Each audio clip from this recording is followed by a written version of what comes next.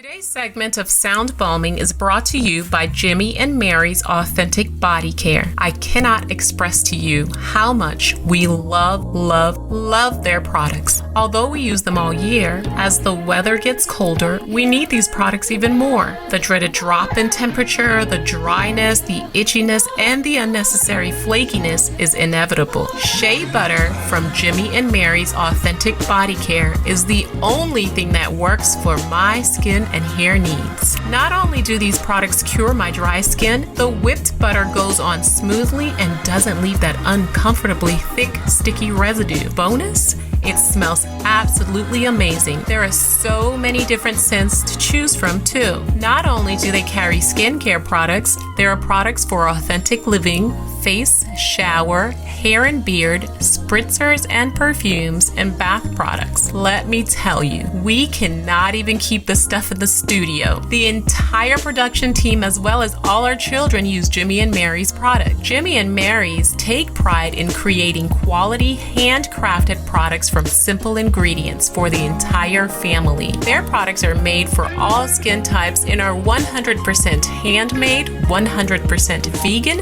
and 100% cruelty-free. Skincare is important. Moisture is key, and keeping our skin and hair hydrated is essential. I cannot emphasize how much we trust Jimmy and Mary's for all of our skincare needs. Hurry on up to jimmyandmarys.com and check out their products. Did I mention service is fast and efficient too? Don't forget to mention that you heard about Jimmy and Mary's Authentic Skincare on Sound Balming. Use the discount code SOUNDBALM20 to get 15% off. That's SOUNDBALM20 for 15% off at Jimmy and Mary's Authentic Skincare.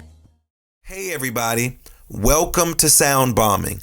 I created this show for people who want to experience a radical, life-changing journey through the sounds of my diverse guests. I hope that each sound you hear on this show will strengthen your faith, encourage your dreams, and challenge you to awaken the greatness within you. Drop the bombs. Drop the bomb. We're gonna drop the bomb. Drop the bomb. We're gonna drop the bomb. Drop the bomb. We come to drop the bomb. Drop the bomb. This is a journey into sound. A journey which along the way will bring to you new color, new dimension, new values, and a new experience.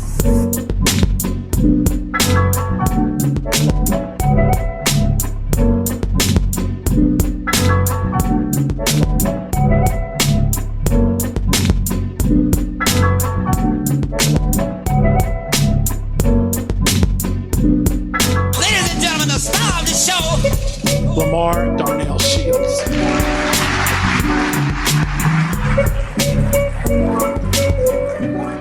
Good morning, good afternoon, good evening, whatever the time of the day it is. I am your host of Sound Bombing. I am Dr. LaMarr Darnell Shields, the creator of Sound Bombing. And my goal with this show is to introduce you to people with ideas that will help you unlock your full potential.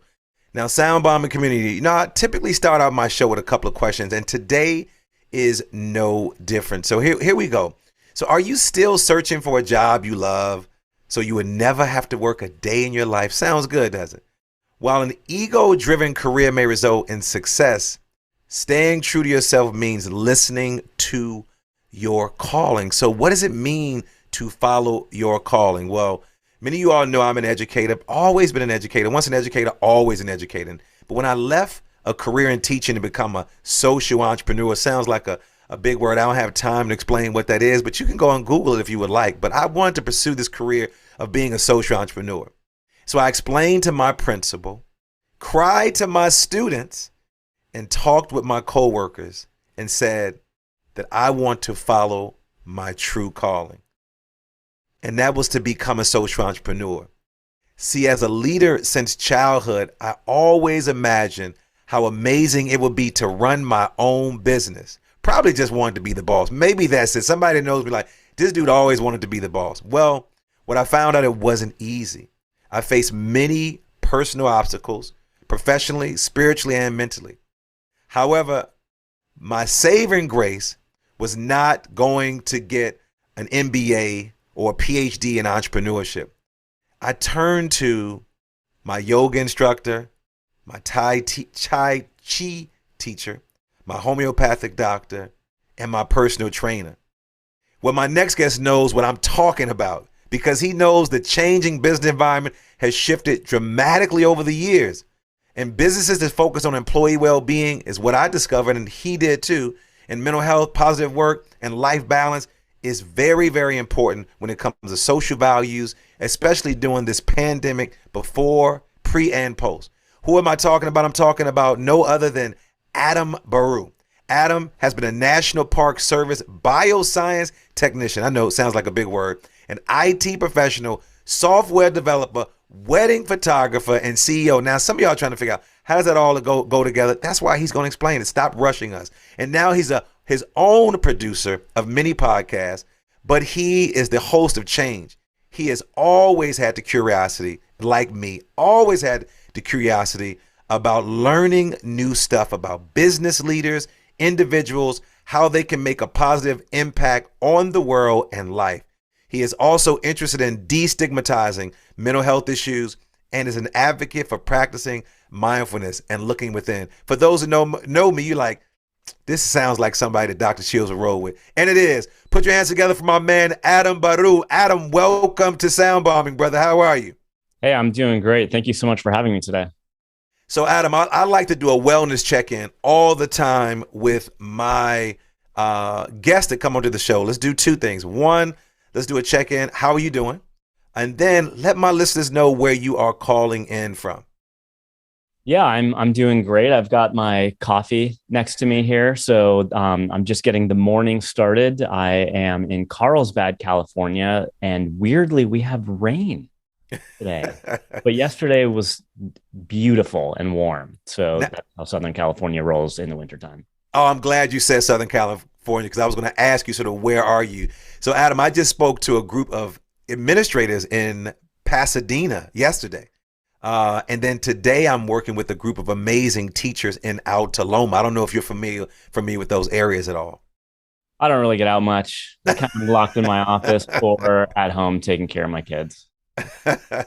Hey, I know that feeling, man. Now my kids are in school, but I'm taking care of my dog, Biko, who typically pops up in the studio. So if you see this cute little dog popping up in the studio into the camera, you know that's Biko. Well, typically he only does it when he hears a woman's voice. So Adam, no disrespect to you, your voice is very masculine. So I don't think he's going to pop up in the room right now. Typically, if there's a female voice, Biko just comes up and he hears a little bit. I don't know how he hears through these through my headphones, but yeah, he definitely does. They have senses that we don't know about.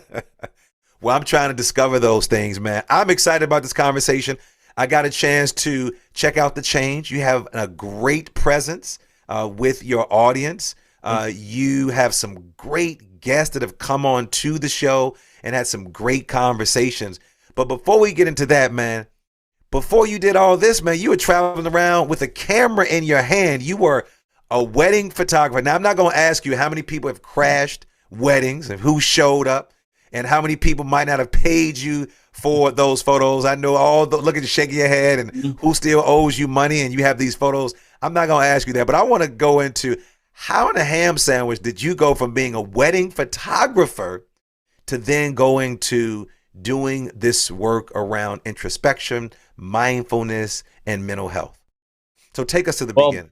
Yeah, happy to. It was quite a journey, a long journey, partly fueled by my short-term attention span. And, I'm just really interested in learning. I'm always wanting to learn new things. I'm always trying to listen to other people and, just pick up on things that sound pretty cool.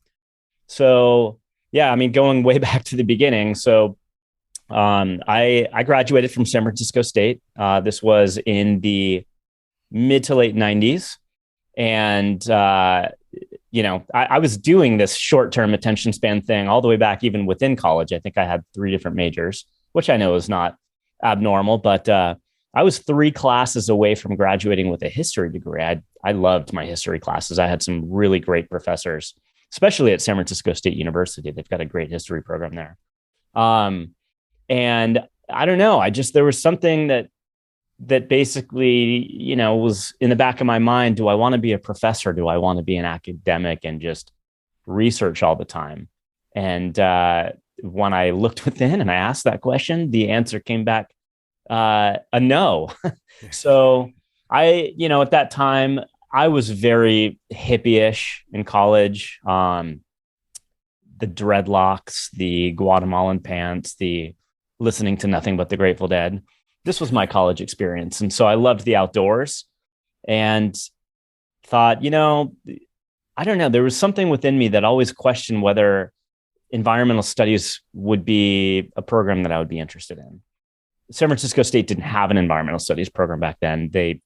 It was basically the natural geography program. And so I started taking some classes and I fell in love with it right away and really loved the idea about the national park system. So was able to get a job while going to school, working for the National Park Service in the Marin Headlands and at Fort Mason in San Francisco. I mean, if anybody in your audience knows about the Bay Area and the Marin Headlands and Mount Tamalpais and Muir Woods, I mean, you can't help but fall in love with these places. Mm-hmm. So I was fortunate enough where that was where I worked, and I got to hike every day, all day long. And so it was pretty cool, but it doesn't really pay the bills all that well. I graduated.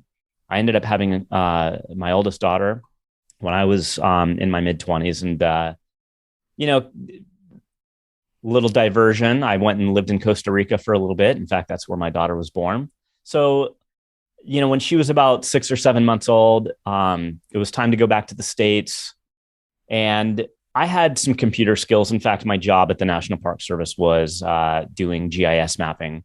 So I just leveraged those skills into an IT career. And I really liked that. I mean, mostly it was customer support at first and learning how software companies operate, and worked with some great people, worked for a really fun company to work for with a lot of camaraderie, and did that for many years. Ended up, trying to condense everything for you here, but ended up moving up to Seattle, where I decided to go move to a different company. And ultimately, this was back in 2006, I landed at a company that was a NetSuite solution provider and had my first exposure to NetSuite ERP, which I had no idea. I'd never even heard of before. And my role was as a software developer. So, I did that for several years, worked as a technical consultant, software developer in the NetSuite space, and I still do it today. But now coming up to the wedding photography. So this is around 2008, when the market was crashing. I mean, a lot of companies were closing down. I had just prior to that moved from Seattle to San Diego. And, I was kind of looking for some side work because my job in consulting was starting to get reduced a little bit and I was paid hourly. And a friend just happened to, he was getting married and they didn't really have a large budget. And he just said, "Hey, can you shoot my wedding?" I don't know what was in his head. I had no good camera. I don't think I ever even talked to my friend about an interest in photography, but I thought this might be fun. I think it would be fun to do something creative like that.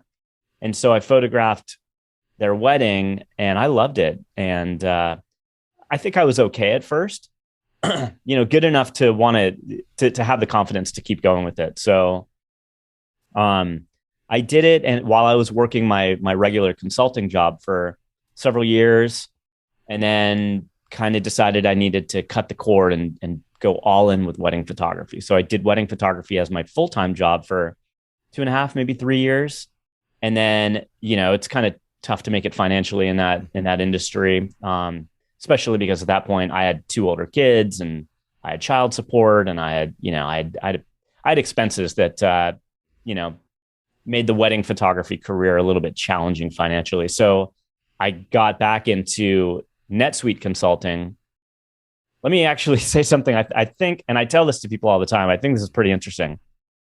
When I left NetSuite consulting the first time and I went to do wedding photography full time, I swore I would never go back to NetSuite consulting or software. I just was so passionate about wedding photography. It was such a creative outlet for me and just felt so good to, I'm always working with new people. I got to travel the world and, create important documented memories that couples could cherish for the rest of their lives. I mean, what's not to love about that? And so it's funny. It's funny what you put out into the universe because the Indeed. universe is going to say, hey, well, we got a different plan for you. And so, I ended up getting back into NetSuite consulting, but it was a different perspective this time. Having been an entrepreneur and done something else, I just had a completely different mindset when I got back into it. And now, granted, I was not exclusively doing software development. I was now leading implementations and leading teams and that sort of a thing. But, it's led to ultimately to forming SuiteCentric, which is my main business that I do today. And, we have about 20 people that work at SuiteCentric. And I really like doing it. And I know, one of the final closing remarks I'll say to wrap up your question in tying with the podcast. So I'll leave you an intro here because I think there's enough of this to unpack that I think would be great dialogue as we go forward here today. But really the pandemic had a silent impact on me. I did not get COVID. Nobody in my family, thankfully, none of us got COVID. We locked down. We did everything that everybody was doing. We locked down. We barely left the house. The playgrounds were shut down. I have 2 younger kids also, in addition to my 2 older kids. And, as the CEO of my company, I recognized that I was carrying a lot of anxiety, worrying about, am I doing enough to ensure the financial success of the company through this pandemic, but also ensuring that my employees will have a job. That really weighed on me. And, we had this project that we started and I don't know, there was something within myself that I really have to take on as much as I can right now and work harder than I've ever worked so that I can ensure that stability for my team members. So where did that passion and compassion come from? What compelled you to sort of go in that direction when many CEOs were not going in that direction?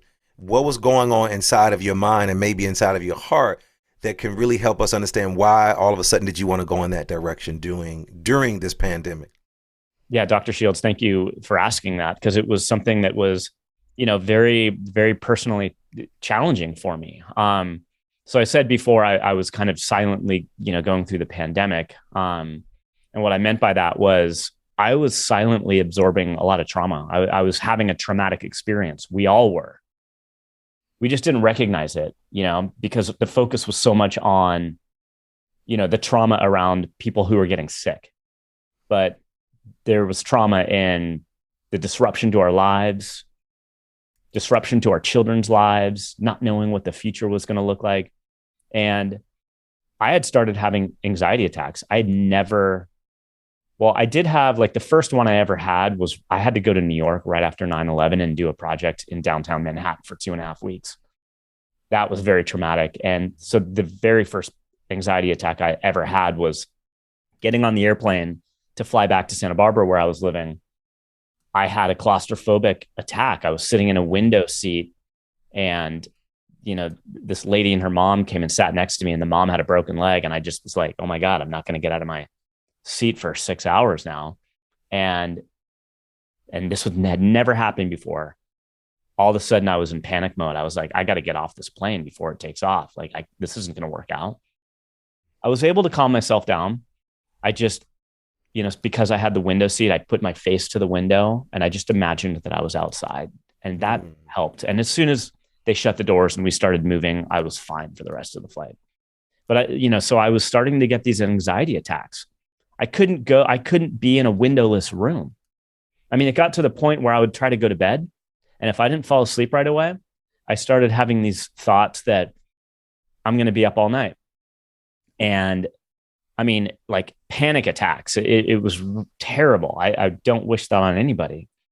And so, I kind of lived with that and experienced it, not really knowing what I could do to prevent those panic attacks from happening again, because they were just coming more and more frequently. And I don't know, I couldn't see the end. But what I did know is that I was burning myself out. I think, the anxiety attacks were produced by the trauma, the silent trauma that I mentioned, sleep deprivation. I was probably averaging about 4 hours of sleep a night on this particular project. We had, there was a vendor in India, and I had to be on with him at several nights of the week, working till midnight often. And my little guy, who's now 2, who was, I don't know, maybe, I guess 1 around this time, he was not a good sleeper. Of all my kids, this particular guy, and to this day, I've been up since 5:30 this morning with him. He just wants to be awake. He loves being awake and playing. So he was getting up like 4 times a night. And because I was up late working, I just, I said to my wife, like, it's okay, I'll go in there and try to get him back down. So I was, sleep deprived and all this was going on. And I knew I had to get out of this project.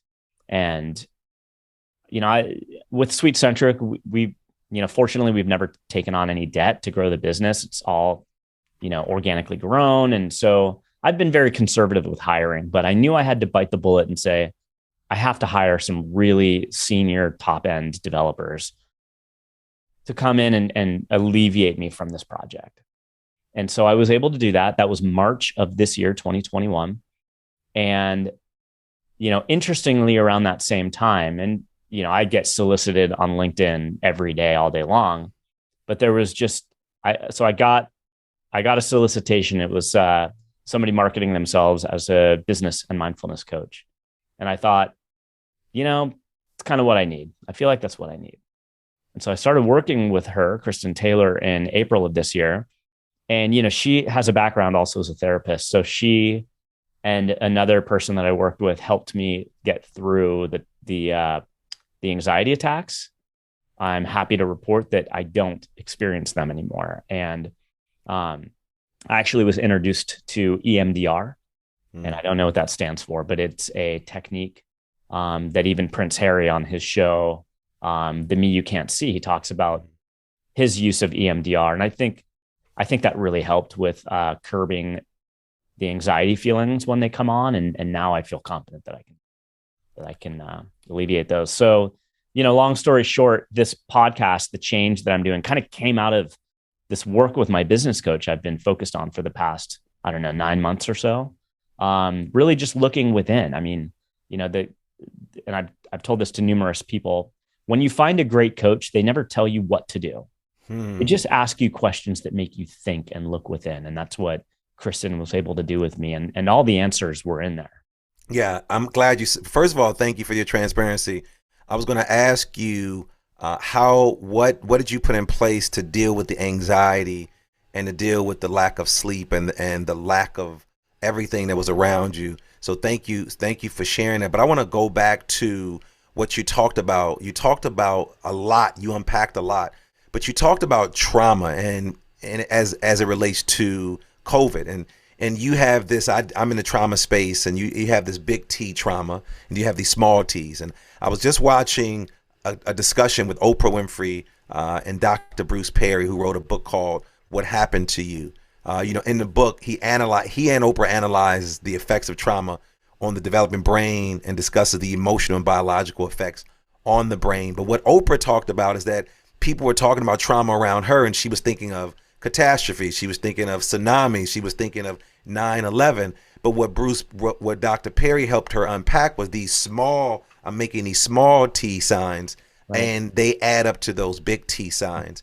And so I'm glad to hear that you got some support to deal with some of the personal challenges that you were dealing with. And then you also talked about EDMR, which basically is an eye movement reprocessing way to then process things around, like the sort of psychotherapy that help people to heal their emotions and symptoms, around emotional distress. And so I'm glad to hear that you are using those tools to help you, not only just to help you, but then also help your team. What I also discovered in my research about you, you talk about at your company, there's this word that you use called transparency. Now it's funny because I'm thinking of transparency. I'm a shout out to Southwest Airlines. I'm always on Southwest Airlines.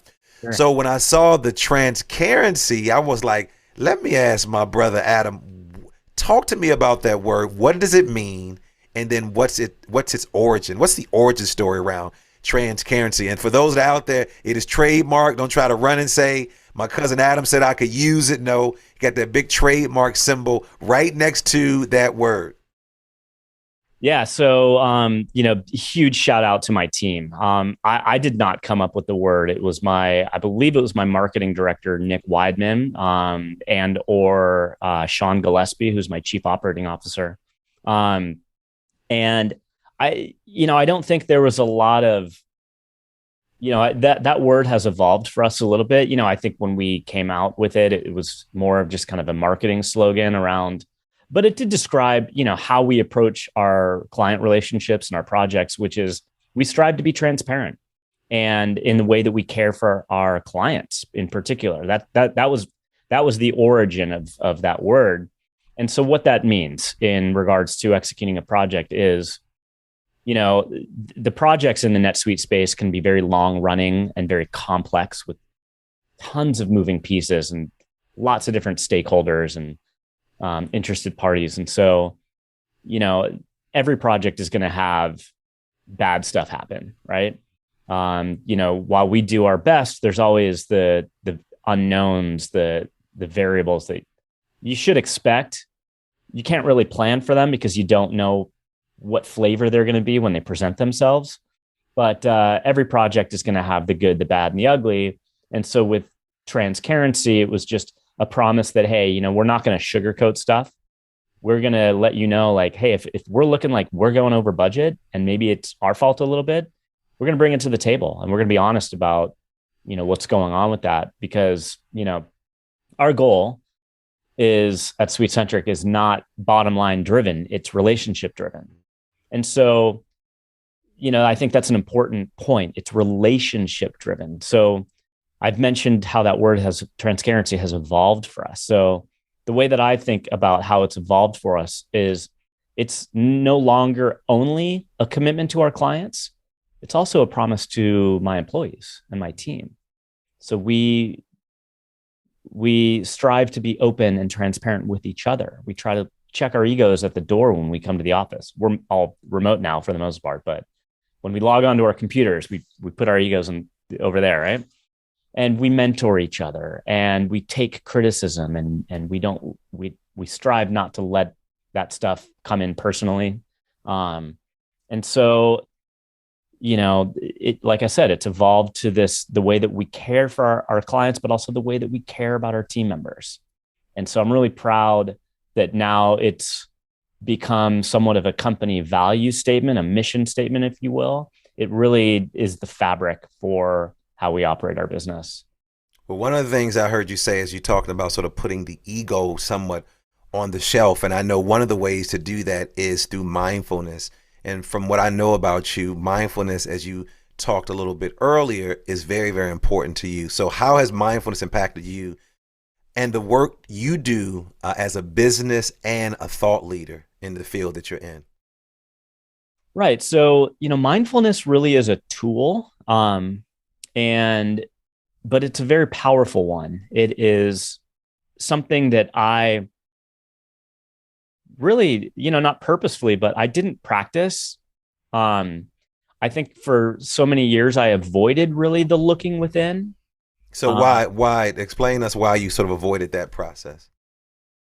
Because there were parts of myself and my background and my history that were painful to deal with and locked up and bottled up. I had some very significant trauma as a child, and I'll share with the audience here.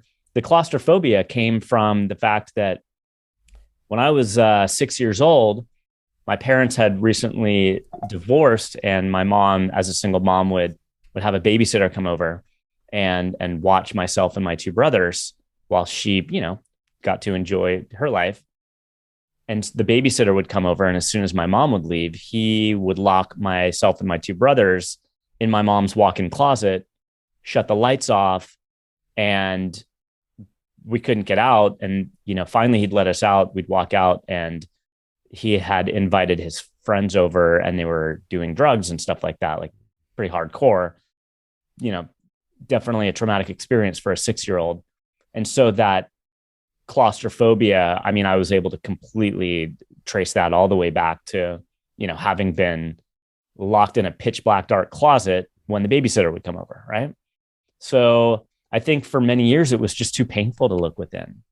I think I've always been a sensitive person. I talk on my podcast how I am a sensitive person. And for many years, I thought that was a weakness. I don't know why, but, maybe because in business in particular, there's, the people that traditionally succeed are the ones that are the most assertive and gregarious, the best looking, the tallest or whatever. And for your audience's pleasure, I'm only 5'4.5". So, anyway, so I think it was just kind of too painful to really look within and try to seek the answers that really were there the whole time.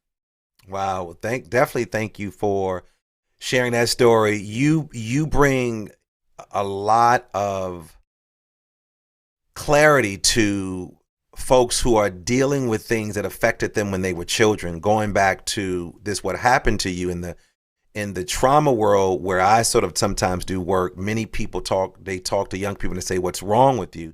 And so in the trauma world, we're talking about being trauma sensitive. We say, what happened to you. And in this book and in other books, we talk about the things that happened to us from the age of 1 to 6. And Oprah talks about this a lot. We're already who we are. That age is 1 to 6. We're who we are. And you just sort of clarify it by saying those things that happened to me when I was young, they manifested in my life when I'm an adult. And they're there. It's like people who were bullied when they were children. Now they are CEOs of companies and they're bullying other people, or their counterparts remember when they were being bullied and they don't like when the CEO or a colleague or someone says something to them that they don't appreciate. And so I think as a leader, hearing you be transparent, or that level of transparency is manifesting in your work. And one of the ways that I know it's manifesting in your work is the work that you're doing on your amazing podcast, To Change.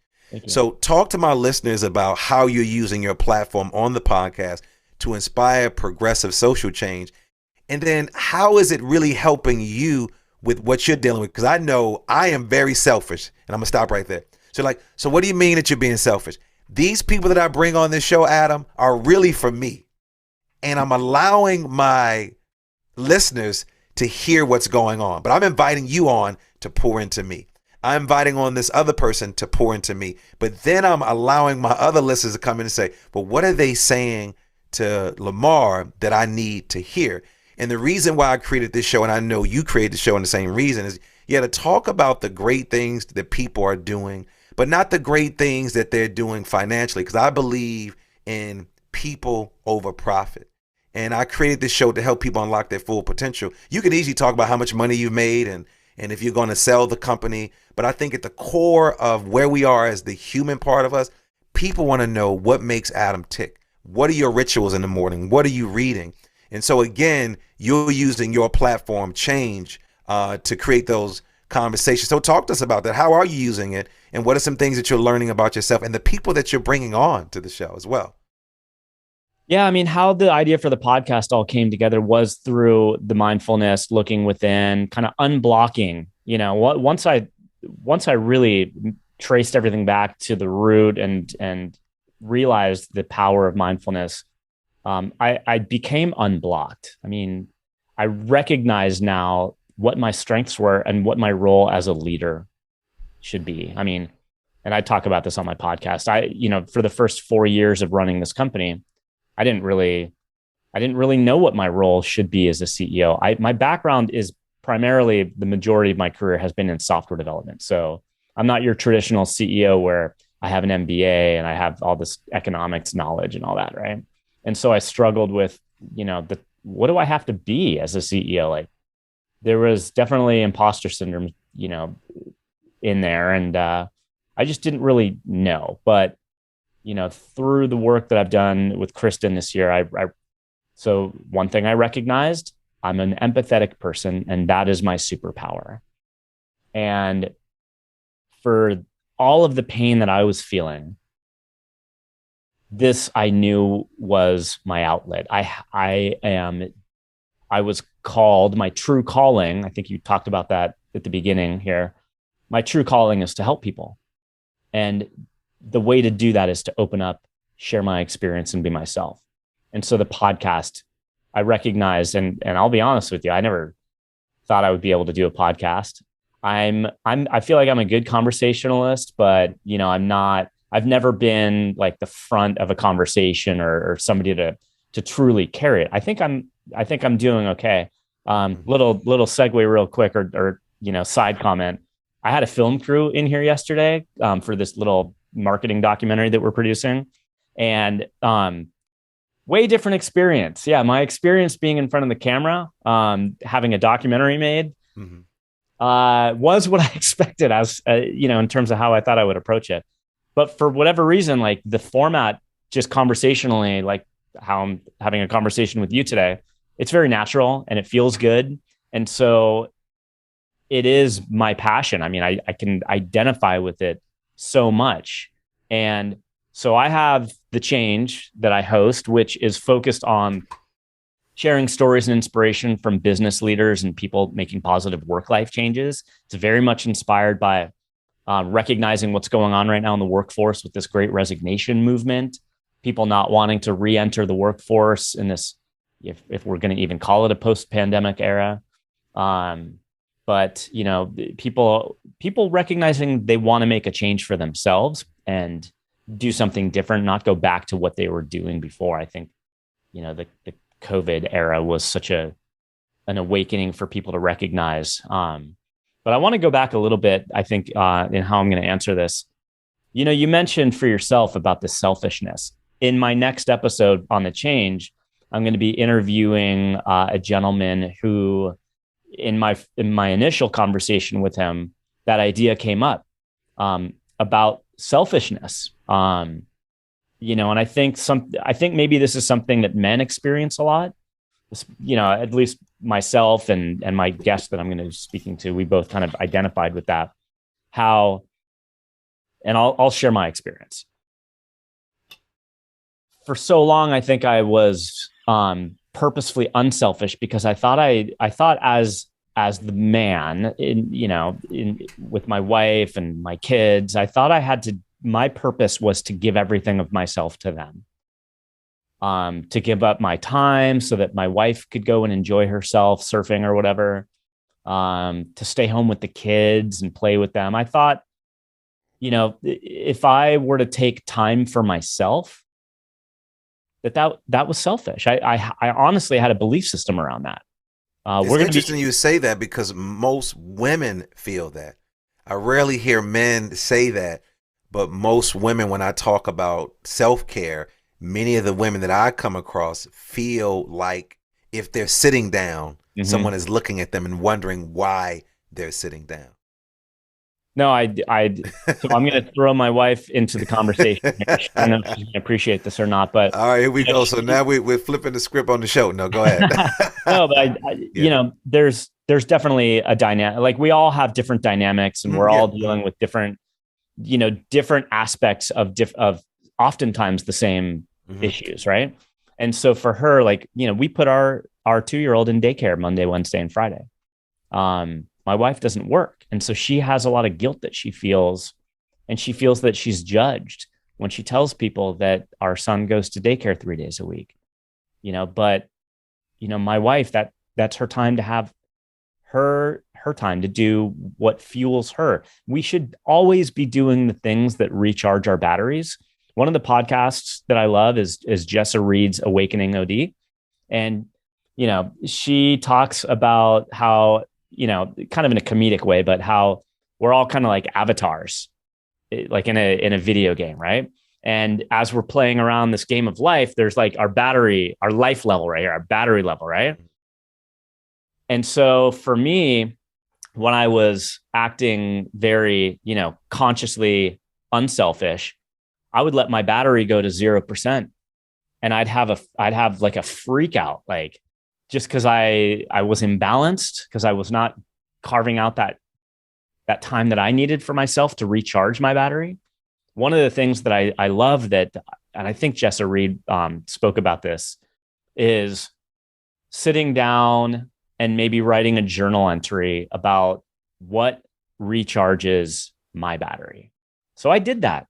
I took that exercise and I sat down with my journal and I thought about that. What recharges my battery? And what were some of the things that you discovered? Yeah. So, I mean, trust me, I sat there for probably a long time, and I was like, I have no idea. Like, for my wife, it made like, yeah, she's got surfing and she does yoga and all this stuff. And, she's very mindful. And so she knows this. But for me, I think I let my own personal needs slide for so long that I was like, I have no clue. But then I kind of sat with it a little bit more, and I was like, all right, well, I really love reading. I've kind of gone in waves where there'll be like a 6-month period of time where I'm like, I can't get enough good books in front of me. I'm just like consuming them like crazy. And then I don't do it for a while. So I knew that I loved reading. I'm an extrovert introvert. Like, I love being around people, but I also like having my own time. And so I know being by myself recharges me, especially like on a warm day. I'd love, like, there's nothing better than, it's a warm, sunny day in Southern California here, and I can get on my bike by myself, go to the beach for 3 hours with my Kindle and read and listen to zone out and just zone out. And that's the full, that I get the full recharge. And so, I don't know if I'm answering your question entirely, but knowing that now and kind of, considering, the messaging that Jessa Reed was putting out there and this idea of selfishness, I know that I need to take care of myself now, and actually know that it's okay that I can say to my wife, like, hey, I know that you've been with the kids all morning.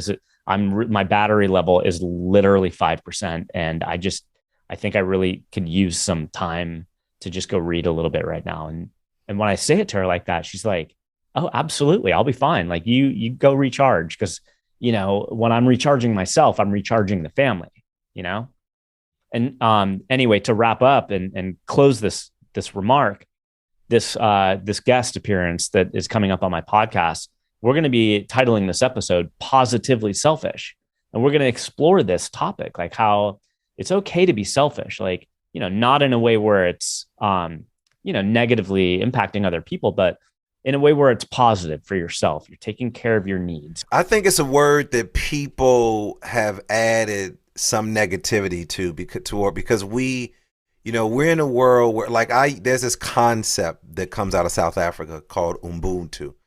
And it's on my license plates here in the state that I live in. I lecture and talk about it. Bishop Desmond Tutu, Nelson Mandela, Trevor Noah, all come from South Africa. And that's a word that they grew up on. And it says, I am because we are. It's about the collective of people. And it's about the whole and not just the individual, but it's also about honoring the individuals, what those needs are. Because even though we're a collective, there are individuals that are in those collectives. And we have to be brutally honest about sort of where we are, where our shortcomings are, and what we need from other people. Because the reality is we are in these relationships and we all want something from the other person. It's just, Adam, if we can just be intentional, build our emotional vocabulary and say what it is, I think the person will receive it. But if we come from a level of guilt, I know I've been working overtime, but I need to do X, Y, and Z. Or it's just, I just need some time for myself. And in the world that we're in, it's somewhat challenging to do that. And that's why I like what you're doing with your podcast Change, because you're working with some high performing people. And I want to know, what have you discovered about these high performers who are running companies, but who are really in tune. They're mindful leaders. That's the word that I want to stop at. They're mindful leaders. And a mindful leader is someone who practices patience, reflection, who's very sympathetic, empathetic, not just towards others, but to themselves. What are some things that you're learning about the people that are coming on your show? And how do you choose those individuals to be in line with the change, which is a title I love? You know, I think our concept of the change is somewhat wide ranging, where, you know, I personally, as an empath and a highly sensitive person, I think I'm more attracted to the type of guest who is going to open themselves up and be vulnerable. And I think those are some of the best episodes to listen to, because you're really listening to a real person. And, you know, for many in the audience, I think a lot of people, when they hear somebody opening up like that, it kind of normalizes, you know, when you're going through that same sort of experience. But, you know, I'm also interested in exploring other topics, like just the idea of just, you know, maybe you've been in this career, and the idea of just kind of switching what you're doing into following now your dream. Maybe it's something that you've wanted to do your whole life, or it's an idea that comes in the spur of the moment. So, you know, yesterday it was interesting. I recorded an episode, and it was focused on leading with compassion. And so I was speaking with my guest, Michelle Dickinson, and we were talking about... Michelle is amazing. Oh yeah. I love Michelle. I had her on the show, and she's almost like a repeat offender with me. Like, I can bring her on over and over and over again. So great person. Check out Michelle, anything that she's doing. Yeah. And, you know, she, I think, is the type of guest that I connect with so easily, because she just opens up and shares her experiences. And, you know, we spoke about how that, I mean, as a business leader, it's so refreshing, and it, you know, feels good to me to open myself up, to show and model for my team that it's okay to do that, you know? And, you know, we were talking about this. We were talking about, you know, what is it going to take for more and more business leaders to practice this leading with compassion, leading with empathy? And what did you come up with? I'm interested to know. Well, you know, I think it comes down to emotional intelligence, and I don't think that's something that truly can be taught. I think it's just something that's within. You know, Michelle, interestingly, talked about how, you know, she recognized when she was 4 years old that her mom was different. Her mom suffered from bipolar disorder. And I think as 4 years old, that demonstrates that even, you know, it might be something that we're born with, this emotional intelligence. And so I just asked the question in this episode with her, like, you know, I wonder if business schools teach how to lead with empathy, and how to teach with, you know, or how to lead with using that emotional intelligence, right? I think it is something that should be taught in business school, is, you know, how to lead with compassion, how to lead with empathy, how to be a model for your team. What would you say will be some of the benefits for a business school to have a teaching with compassion? What would you say will be some of the benefits from some of the CEOs that are running these Fortune 500, Fortune 300, Fortune 200 companies to learn about leading with compassion? What will be the benefits, and what will be some of the outcomes? So in business, often it comes down to numbers and bottom line, right? And so a very practical way of looking at how leading with compassion and you know, why it should be taught in schools and how it's actually a benefit. If you want to just look at your talent and your human resources at that level, if you're not practicing leading with empathy and you're just focused on productivity and bottom line, very likely you're running an organization that is suffering from a lot of employee attrition, right? There's a high cost to that, especially in my industry in consulting and the NetSuite space in particular, where, you know, we really rely on people who have a lot of experience. And so those types of resources are few and far between, there is a direct cost. If I did not lead with empathy, very likely we would be suffering from high turnover, and there's a numerical monetary value behind that. So just from a practical level, leading with empathy can save you money in your reduced turnover, right? But on a human level, we all suffer from one thing or another, whether it's something, high on the mental health spectrum or something small, but it's still personally really harmful. I mean, we all have stuff that we're going through. And if there's more, where there can be more room for differences and inclusion and recognizing where people at day to day in their personal lives and working with that person. I mean, for me as the CEO of SuiteCentric and as a business leader, I just am not driven by the bottom line. I'm driven by creating a company that people feel good working together. It feels like a family. And I think that's what people experience here. That's a lot of the sentiment I get and the feedback that I get. But, part of also what should be taught along the lines of this leading with compassion, leading with empathy in business schools is active listening. As when you're practicing this leading with compassion, you really have to dial up your listening skills and absorb what it is that your staff is telling you. Well, Adam, you dropped some jewels on me and my listeners. Your content, your delivery was amazing. I want my listeners to check out your podcast, The Change. But I know that there's a CEO out there, Adam, who wants to talk with you, who's struggling with how he or she can tap into those parts of themselves. And I'm sure they want to reach out to you. And then I'm sure there's some other listeners who want to continue the conversation with you. So your final thoughts for my listeners, and then how can my listeners get in contact with you? Oh yeah. So thank you for that. So I have The Change that I host, but I also have this company, EIQ Media, which is going to be, a media company that is going to host numerous podcasts. There's one in the works that's coming out in January called How I Made It Through. It's actually going to be hosted by my business coach, Kristen Taylor. And it's going to be, focused on normalizing, struggles and mental health and working through challenges and trauma and stuff like that.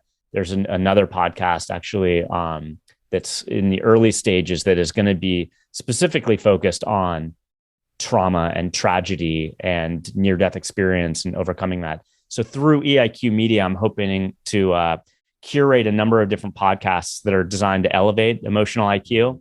They're all focused on different themes that are emotional, in regards to their topics. And so that's the work that I'm doing right now that I'm really looking forward to. Anybody can go to www.eiqmediallc.com and look at our different podcasts that we have available there, as well as finding out about the podcasts that are up and coming. And people can reach out to me that way, and also finding me on LinkedIn. Well, Adam, it's been a pleasure hanging out with you today, brother. I learned quite a bit. Excited about all the new projects that you are working on, but you cannot leave the show just yet. The second part of the show is called The Super Bomb Questions. It is brought to us by Mountain Made. The difference between the first part of the show and the second part, I'm going to ask you some questions, and I need you to respond to them as quickly as possible. No commentary, no side conversations. Adam, Baruh, are you ready, brother? All right, bring it on. Here we go. Adam, what's your favorite word? Pizza. What's your favorite quote or verse in a spiritual book, or maybe a lyrics to some songs that you like? Maybe Shine On You Crazy Diamond by Pink Floyd. What's your superpower? Empathy. Yeah, you mentioned that earlier. What's your spirit animal? A cat. What moves you to tears of joy? Watching when my kids play together. What moves you to tears of sorrow? Watching somebody struggling and suffering. What do you know for sure? That I don't know anything. What values do you live by every single day? Integrity, honesty, openness. Talk to me about your morning rituals after you do all the biological things. What does Adam do to get his day started? Yeah, they're not good, but it's mostly coffee and making sure my kids are off to daycare and school. There's no special ritual. Adam, if you were in a Mr. America talent competition, what would your talent be? Developing people. Adam, thanks for hanging out with me. Check out his podcast. Check out all the amazing things that he is doing. And check us out. Listen, subscribe to our show. We're on every platform. I cannot do this without my amazing engineer, Alexander Blanc, my new producer, Carrie Mattia, Supremacy for our theme music. And you make it real. All of my listeners that are out there, make sure you subscribe, leave a comment. We're on YouTube, on every platform. Subscribe to our YouTube channel. But listen, more importantly, go out and do something for someone other than yourself today. You have been listening to Sound Bombing. Peace and blessings. Thank you. The Super Balm questions are brought to you by Mountain Made CBD. Mountain Made is changing the CBD game by offering a line of high-dose CBD tablets at an affordable price. Their products are THC-free and third-party tested for accuracy, cleanliness, and potency. Their products, which ship nationwide, include Build for CBD saturation, Boost for precision titration, and Recover for rest and rehab. With 9 years experience in hemp and fitness, Mountain Made's founders are focused on creating a quality product to help those who live an activated lifestyle. Check out mountainmade.life. Again, that's mountainmade.life to find out more about how their products can help you crush life. Remember, their products ship nationwide. Go check out their website today and follow them on social media at Mountain Made. That's the @ MNTMADE. Our staff at Sound Bombing uses Build before a morning workout, which helps to push our bodies to a whole new level on a daily basis. Try Build, try Boost, try Recover. Our staff is using these products to enhance our active lifestyle naturally, and we are crushing life with Mountain Made CBD, and you can too. Start today by going to mountainmade.life and ordering Build, Boost, Recover, or the multitude of other products that they have which will enhance your lifestyle. I promise you, you won't regret it.